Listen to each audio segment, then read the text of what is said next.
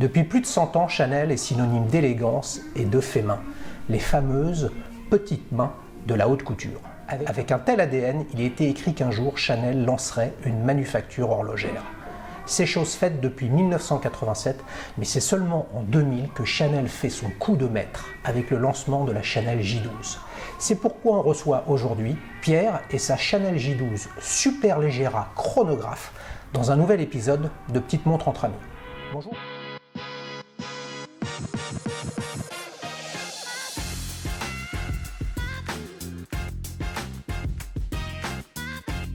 Bonjour Pierre.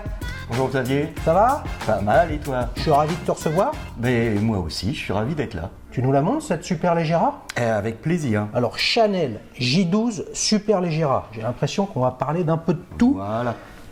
Superbe, c'est un chrono. C'est un chrono.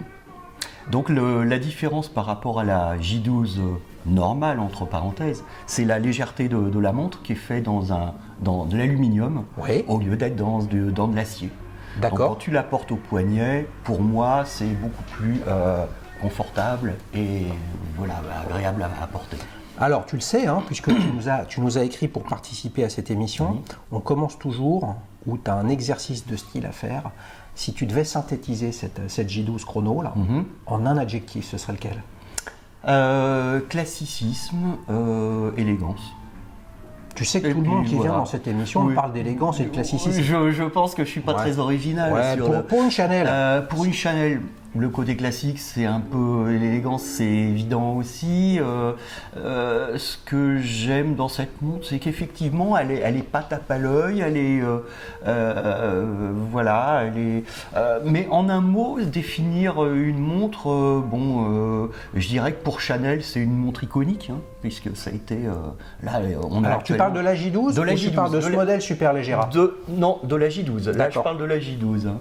La Superleggera, c'est vraiment un cas à part, c'est dans la gamme. Attends, J12. avant que tu n'en parles, parce que tout à l'heure j'ai vu arriver Pierre avec une auto ancienne, je me demande si c'est pas un fan de vieilles voitures, et puis Superleggera, on en parlera peut-être après. Avant Superleggera, la J12, je le disais, lancée en 2000, tout en céramique. Oui. Qu'est-ce qu'est je veux dire, pour moi, c'est un coup de maître. Oui. C'est fabuleusement réussi. Qu'est-ce que tu en penses, c'est toi? vrai que... Je peux l'essayer? Mais bien sûr, ouais. Vas-y. C'est vrai que introduire la céramique dans l'horlogerie, et après, même Chanel, vu que la sauce prenait, a même introduit de la céramique dans la joaillerie. Donc, t'as qu'à voir à quel niveau de préciosité est montée la céramique.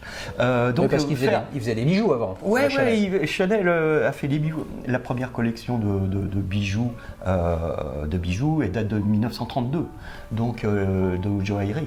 Donc et là, donc c'était le mélange, si tu veux, de la céramique avec la joaillerie, avec et c'est vraiment ce revêtement céramique, c'est vraiment un plus dans la mesure où la céramique c'est un matériau qui est hyper solide, hyper durable et qui se ternit pas, si tu veux. Enfin, c'est la caractéristique principale de la J12. C'est super solide, donc peu sensible aux rayures. Absolument. Vous le savez tous, on est tous amoureux de montres. Une montre neuve, une semaine après, il y a déjà des micro-rayures partout. Voilà. C'est pas le cas avec la céramique. Non. Je crois aussi que c'est... alors celle-ci est noire. Oui. Il y en a des blanches historiquement. Bien sûr. La blanche est sortie avant la noire ou pas? La noire et la blanche sont sorties en même temps. Tu as toujours eu la possibilité d'acheter les deux. Au début, elle n'était pas chrono. C'était une J12 basique entre parenthèses, avec un mouvement état à pile. Après est venu le mouvement automatique, toujours état. Mais elle a été disponible en noir et en blanc dès le départ. Ouais. Je crois une des vertus, c'est justement de tenir sur la durée cette coloration, puisqu'il y a un traitement, là je me fais appel aux spécialistes sur la chaîne, qui s'appelle le Black PVD, qui est une façon de transformer en noir de l'acier. Ça se fait sur les carrosseries des voitures, mais effectivement ça résiste moins au temps que la céramique. Tout à l'heure tu me disais que celle-ci elle était aussi super légère. Oui. C'est lié ce modèle-là, hein, la Super Leggera, Oui. pas la J12 classique. Pas la J12 classique. Ça vient de la céramique ou ça vient de l'aluminium qui est dedans? Non, le traitement céramique est le même, le traitement est exactement pareil. C'est le matériau, en fait, le boîtier, si tu veux, il est façonné dans de l'aluminium, dans un bloc d'aluminium, au lieu d'être fait dans un bloc d'acier. Voilà, D'où on va dire le partenariat avec Super Leggera. C'est un partenariat parce que c'est écrit, me semble-t-il, comme sur des quelques vieilles autos des années 60. Tu retrouves il y a écrit Super Leggera que tu retrouves sur les créations de touring, effectivement, voilà, que tu retrouves sur les capots, notamment des Aston Martin. DB5, DB6. Voilà, tu retrouves ce même logo. Ouais. Et effectivement, sur les autos, les voitures dont tu parles, Touring amenait une innovation en termes de légèreté pour les châssis et qui forcément pour des autos de course était plus facile. Il me semble que le designer de ce modèle, c'était Jacques Helleux chez Chanel. Absolument, oui. Alors j'ai essayé de me renseigner, manifestement c'est un fan de sport automobile et de nautisme qui expliquerait un peu pas mal de choses sur le design de la montre, sur son nom et probablement pourquoi il y a eu un partenariat, on va dire, industriel peut-être pas, mais en tout cas entre les marques Super Leggera et Chanel. Oui. Qu'est-ce que tu en penses de ça? Eh bien, pour te dire, la genèse de la J12, c'est effectivement le nautisme. Hein. Jacques Helleux a repris le nom de J12 qui est une catégorie de voiliers. Ouais. Il y en a eu très peu de fabriqués d'ailleurs pour des courses. Oui, dans les années 30, pour la Coupe de l'Amérique. Absolument. Mais c'est des voiliers qui valaient tellement cher qu'il y en a eu que, je crois, 8 de fabriqués, quelque chose comme ça. Non, il y en a peut-être eu 11, non? Oui, peut-être. Et celle-là, il a le 12e. Oui. Non, c'est pas ça. Non. Je crois pas. Je crois que c'est la jauge. C'est le jaugeage. Voilà, bateau. 12, c'est le jaugeage. Donc, c'est une montre à la base typée nautisme. Et moi, j'attendais une montre qui soit typée plus auto, puisque je suis plus fan de voitures que de bateaux. Et quand ce modèle est sorti là, eh bien, ça reprenait tous les codes de la voiture classique, parce que j'aime bien les voitures en général, mais surtout les voitures classiques, je dirais, je ratisse un peu large, mais je dirais entre les années 30 et les années 70, quoi. Donc là, tu parles, j'imagine, de la lunette avec le tachymètre, les poussoirs vissés pour le chronographe. Le cadran clair, voilà, au lieu d'être noir, voilà, c'est une référence aux années 60. Voilà, et on voit au dos, effectivement, Chanel Paris J12 Super Leggera. Effectivement, donc c'est le modèle automatique, hein. C'est le modèle ETA 2892, très très bon modèle qui équipe d'autres montres d'ailleurs, d'épisodes de petites montres entre amis, et notamment une Bell & Ross BR126. Et c'est normal d'ailleurs, puisque je ne sais pas si tu le sais, Pierre, mais Chanel s'est lancé dans l'horlogerie, puis à un moment ou à un autre, il y avait un savoir-faire quand même à acquérir, et ils ont racheté, ils ont racheté Georges et Francis Châtelain au départ, qui donc est spécialisé maintenant dans la céramique, le sertissage, etc. Ils ont pris des parts chez Bell & Ross et effectivement racheté Bell & Ross plus tard. Donc on peut. C'est presque un mini-groupe horloger finalement avec deux marques. Mini, mais comme quoi, c'est pas mal. Il n'empêche que voilà. Hein. À quelle occasion tu l'as acheté? Tu l'as acheté il y a combien de temps? Cette montre, je l'ai achetée, je dirais en 2010, 2009-2010. Hein.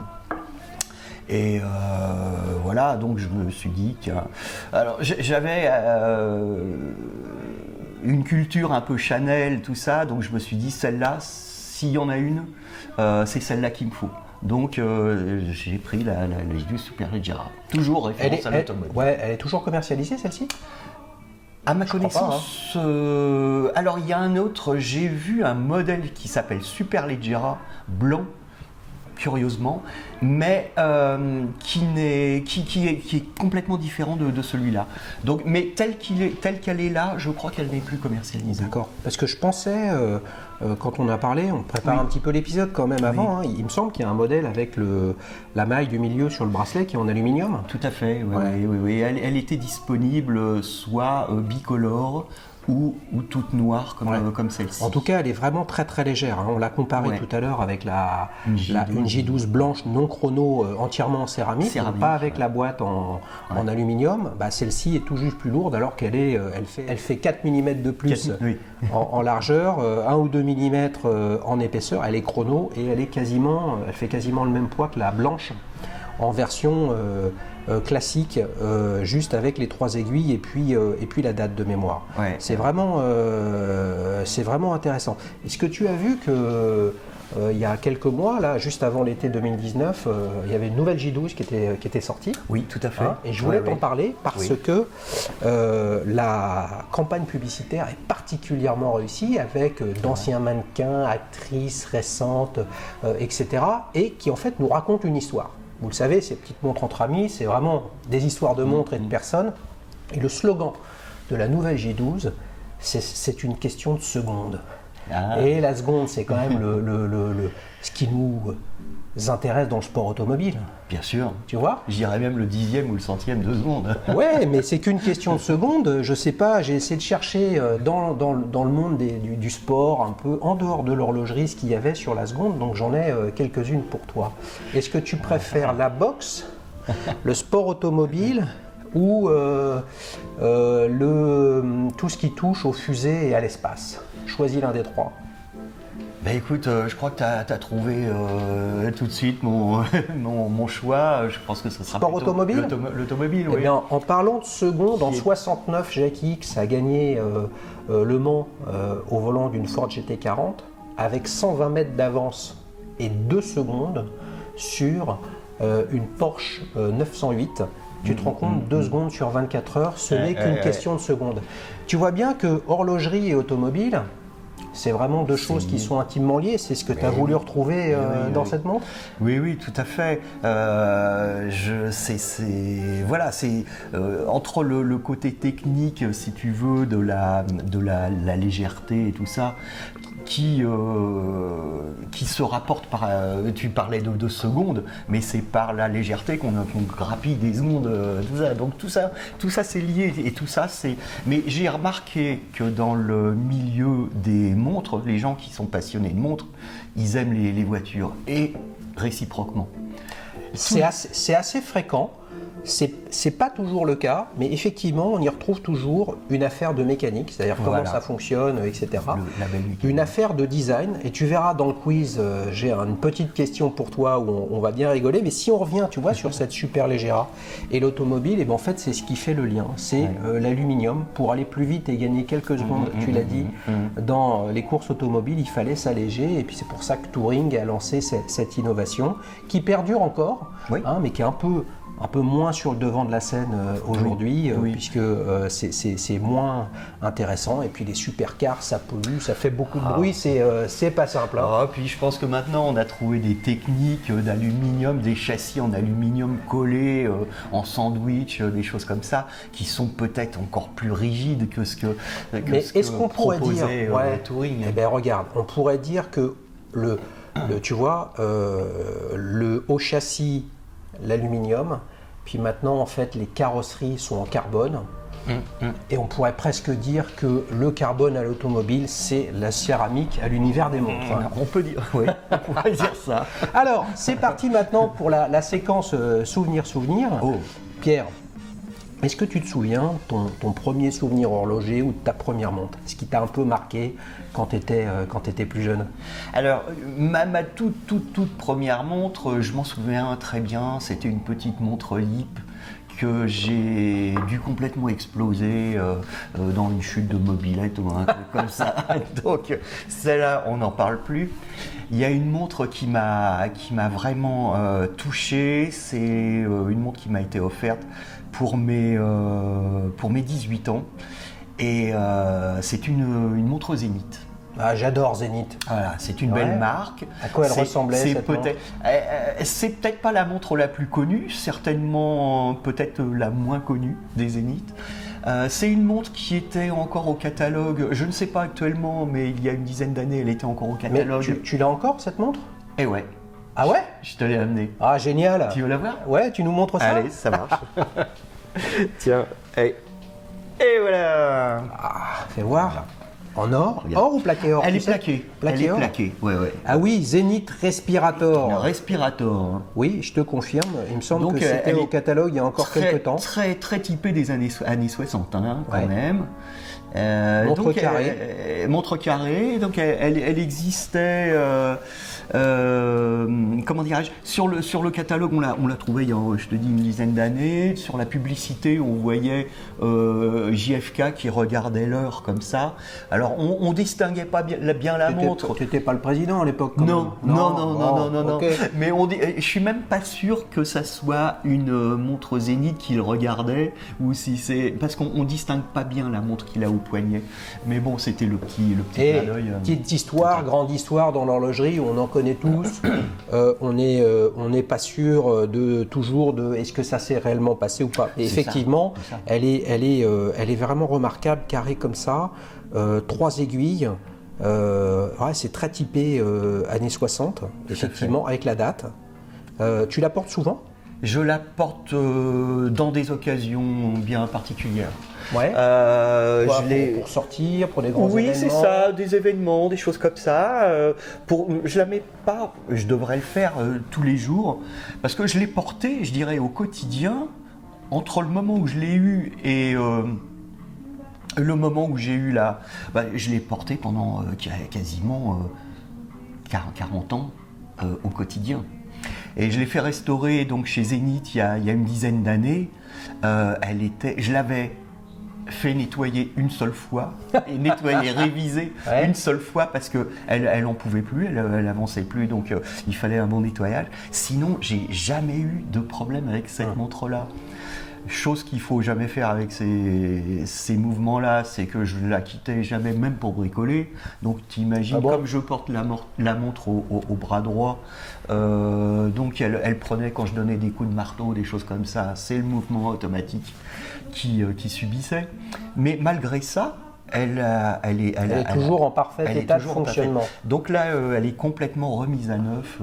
Voilà. Ouais. Donc tu veux pas et je la porte moins souvent. Ouais. Tu veux pas lui faire subir le même sort que la Lip que tu as eu, auparavant. Mais vous le voyez, là on est vraiment dans. Alors elle est à remontage automatique. Oui. Elle est automatique. Elle est automatique. Oui, voilà. C'est vraiment un beau modèle. J'essaierai de récupérer les informations sur le mouvement. On voit qu'il y a 28 800 là sous Zénith automatique. Effectivement, 28 800, c'est le nombre d'alternance. Donc c'est 4 Hz à l'heure. C'est le fameux tic-tac, ça fait 2. D'accord. 28 000 fois par heure. Tic-tac, tic-tac, 28 000 fois. Eh bien, j'ignore. Voilà, tu vois. Et donc, évidemment, Zénith, on aime tous. Moi, j'aime beaucoup, petit truc personnel, parce que j'ai eu une Zénith Elite à remontage manuel pour mes 40 ans, il y a maintenant une dizaine d'années. Donc j'ai vraiment une affection particulière pour cette marque. Est-ce que ça veut dire que, comme tu l'as depuis tes 18 ans, tu as une vraie affection pour cette marque? C'est pareil. Pour cette marque en général, parce que moi les élites chrono... Moins ou pas pour Lip? Ah non, Lip... Alors, figure-toi que j'ai une montre Lip que j'ai dû acheter dans les années 1990, je dirais. Tu sais que Lip était au bord du gouffre et tout ça, et la boîte, bien avant 90. Hein, c'était milieu des années 70 avec les conflits sociaux, bien sûr. Quand je te dis ça, c'est peut-être les années 80. Et en fait, ce sont les ouvriers, je crois, qu'on fait une espèce de collectivité pour et ils ont sorti à cette occasion des nouveaux modèles. Et j'ai acheté à cette occasion-là un modèle Lip. Alors c'est curieux parce qu'elle ressemble étrangement à la Zénith. Elle a un cadran bleu violacé avec des jolis reflets. Et j'ai trouvé cette montre assez jolie finalement. Tu verras dans le quiz tout à l'heure, on reparlera indirectement de Lip, mais la structure que les ouvriers de Lip ont montée au moment des conflits sociaux, ça s'appelait les industries de Palante. Donc sur le cadran, au lieu d'écrire Lip, il y avait écrit les industries de Palante, LIP. Et Palante, c'est un quartier de Besançon, où il y a l'usine Lip. Et figure-toi, je t'enverrai des photos, je la mettrai d'ailleurs. J'ai une Lip Nautic Ski avec un boîtier super compressor, justement tagué les industries de Palombes. Eh bien, voyez qu'avec Pierre, on a quand même fait un sacré loustic et on va tester sa connaissance un peu avec le célèbre quiz. Oh là là là là. Alors, c'est parti Pierre, tu connais le règlement, hein. Il y en a pas, mais il y a que deux questions extrêmement simples. À chaque fois, quand je me trompe, j'ai une décharge électrique. Ou autre chose, on essaie d'innover. Alors, qui a lancé la première montre intégralement en céramique? Réponse A, Rado, avec la Rado intégrale. Réponse B, Chanel, avec la J12 dont nous parlons. Réponse C, Omega, avec la Seamaster Black Tulip. Eh bien, je dirais la Rado.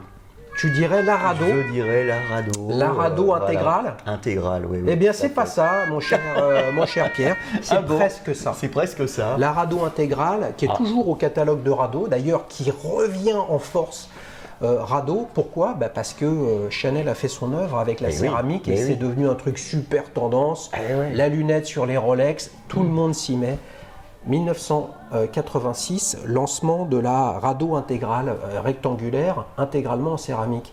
Mais figure-toi qu'avant, en 1982, Omega avait lancé une Seamaster rectangulaire, bracelet intégré, très fin des années 70, années 80, à quartz, entièrement noir. La tulipe noire, comme avec Alain Delon. Bon, d'accord, je sors, et donc c'était presque ça, mais c'était la Seamaster. En tout cas, ça veut juste dire qu'il aura fallu quoi? Chanel J12 2000, 82, 18 ans pour que une marque ose sortir un boîtier et un bracelet et une montre entièrement en céramique. Eh bien écoute, cher Pierre, je mène 1-0. Je suis désolé pour toi. Oui. Bon, deuxième question. Là, c'est toujours plus subtil la deuxième, hein, je te préviens. Cherchez l'intrus parmi ces designers de montres.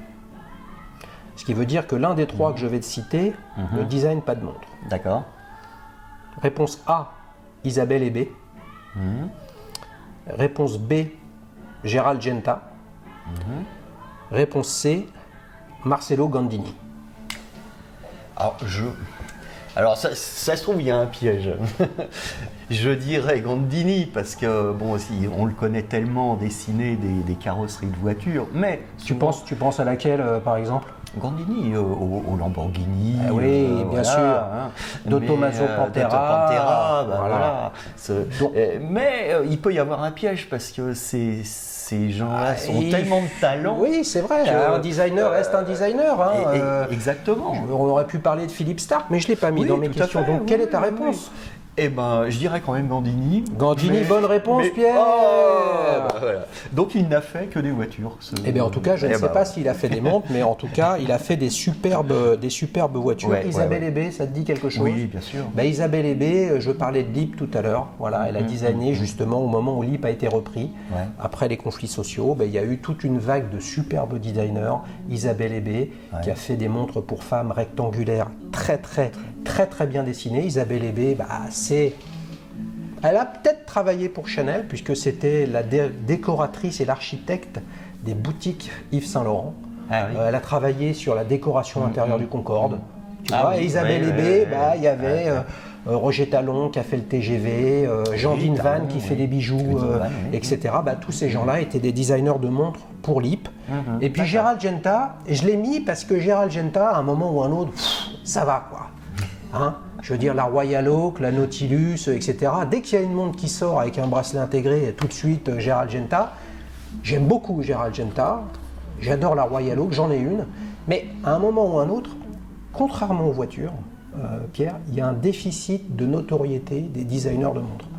Alors, soit ils sont peu nombreux, mais voilà, à un moment ou un autre, il faut rendre César, il faut rendre ce qui est à César à César. J'aurais pu mettre Jacques Elleu, décédé en 2007, juste après la sortie de la Super Légera. Donc tout ça, ça nous fait un match nul, Pierre. Oui. C'est pas mal, alors, tu t'en sors bien. Est-ce qu'il y a une question pour nous départager? Alors non, c'est d'ailleurs, dites-moi en commentaire, peut-être dans l'évolution pour la deuxième saison de Petite Montre entre amis, mais il n'y a pas de montre pour se départager, donc tu sors avec un match nul. Match nul. Ça nous permet de passer à la dernière partie de cette émission, T'es un fan de bagnole, t'es un fan de montre, tu conserves tes objets, t'aimes les beaux objets. Est-ce qu'il y a un modèle de montre qui te fait de l'œil à chaque fois que tu le vois ou que tu croises son regard et tu te dis celle-là elle est quand même pas mal cette montre quoi. Moi j'aime bien toutes les montres qui ont du caractère. Donc c'est un petit peu différent de ce que j'ai là, puisque tu vois dans ces montres-là, en fait, je recherche le classicisme et tout ça. Mais ta J12, elle a quand même du caractère parce que c'est toutes les J12, c'est pas celle-là que tu vois au poignet des gens. Ah bah c'est clair. Tu verras toujours des céramiques blanches ou noires. Bah alors cette montre de caractère, la suivante, c'est quoi ? Moi j'aime bien les tags. Ouais. Mais j'aime bien aussi actuellement les BRM. Oui. Parce que ce sont des montres que tu arrives à personnaliser. Tu choisis tes aiguilles, tu choisis tes bracelets, tu choisis tes remontoirs. Tu composes ta montre et tu es sûr d'avoir au poignet un modèle unique, à peu près.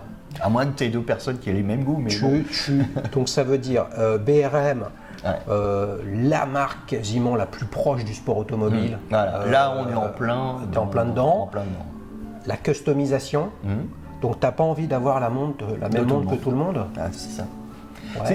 C'est ça en fait, la base c'est ça. Toujours. Donc c'est plus, si tu me permets, mais pas dans l'excentricité ou la comment je dirais, la provocation, un truc. Enfin, les BRM, on est presque un peu limite parce que là, tu peux pas la louper, le gars qui a une BRM. C'est-à-dire qu'il faut pas que tu aies des chemises qui soient trop serrées sur le poignet, etc. C'est intéressant parce que c'est une montre dont on parle, c'est une marque de montre, dont on parle peu. Rarement. Ouais. Si parmi les auditeurs, eh bien, il y a un possesseur de BRM, eh bien, je l'invite avec grand plaisir. Pierre, merci beaucoup. Si vous avez envie de participer à un épisode de Petite Montre entre amis, c'est extrêmement simple. Vous m'envoyez un email sur contact@dailyshoes.fr comme Pierre l'a fait, avec la référence de votre montre, une photo, quelques informations sur vous, ce que vous avez envie de raconter, et puis on en discute. Et si vous êtes retenu, vous viendrez, comme Pierre, faire une émission ensemble où on pourra rigoler, déconner et parler d'une passion commune, les montres. Allez, à bientôt. Au revoir.